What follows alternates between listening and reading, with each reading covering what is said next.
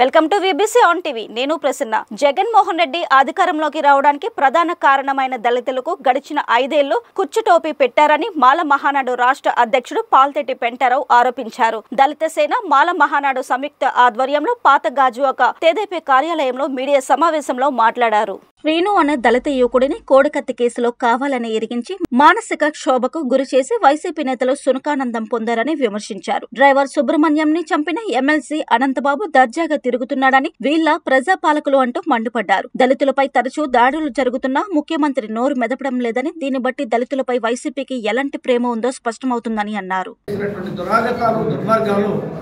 ఈ 5 సంవత్సరాలుగా ఈ వర్గాల మీద యథేచ్ఛగా సాగినాయి.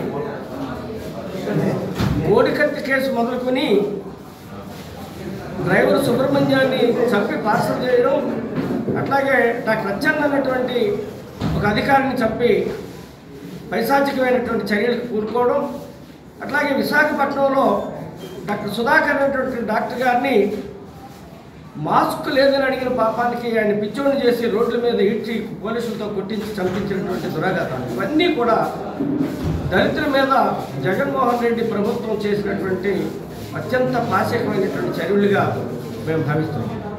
కానీ గతంలో ఏబిసిడి వర్గీకరణ తెచ్చారనేటువంటి ఒక కారణం చేత చంద్రబాబు నాయుడు గారి ప్రభుత్వాన్ని మేము వ్యతిరేకించి జగన్మోహన్ రెడ్డి గారికి విపరీతమైన మద్దతును ప్రకటించాం. ఆయన అధికారం వచ్చే వరకు నిరంతరం శ్రమించాం. కానీ మాకు ఆయన ఇచ్చినటువంటి గిఫ్ట్ ఏంటంటే హత్యలు, మానభంగాలు, ఆస్తులను దోపిడీ చేయటం, ప్రశ్నించే గొంతుకుని నొక్కేయటం. ఈ దుర్మార్గం అనేటువంటిది ఈ 4.5 సంవత్సరాలుగా మేము అనుభవించాం. అనేక విజ్ఞప్తులు చేశాం, కానీ దేనికి వారు స్పందించలేదు. వారికి ఓటేస్తే అది ప్రైవేటైజ్ అయిపోద్దని. ఇప్పటిదాకా ప్రైవేటైజేషన్కి వ్యతిరేకంగా కానీ, స్టీల్ కార్మికులు చేస్తున్న ఉద్యమానికి మద్దతుగా కానీ ఒక్కసారైనా టెంటని ఆయన విజిట్ చేశాడా? కార్మికులు చేస్తున్న పోరాటానికి నేను సంఘీభావం తెలుపుతున్నానని చెప్పగలిగాడా?